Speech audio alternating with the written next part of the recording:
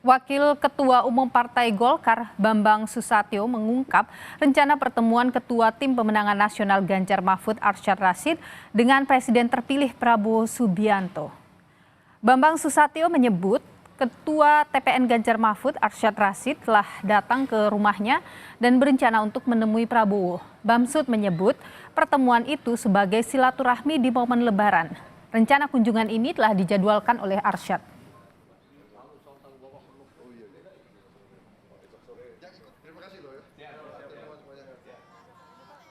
Saya nggak melihat tadi, tapi tadi siang Ketua Tim Arsyad ke rumah, ya beliau akan sowan ke Pak Prabowo. Ya. Mungkin besok. Tadi bicara bahwa nanti saya minta waktu mau sowan ke Pak Prabowo. Ya biasa silaturahmi.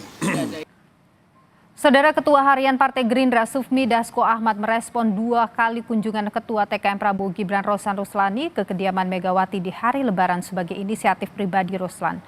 Dasko bilang kunjungan 2 kali mantan Duta Besar Amerika Serikat itu ke rumah Megawati di Teguh Umar pada hari Lebaran kemarin bukan atas arahan siapapun.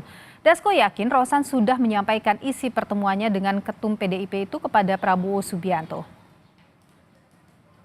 Pak, dada dong Pak.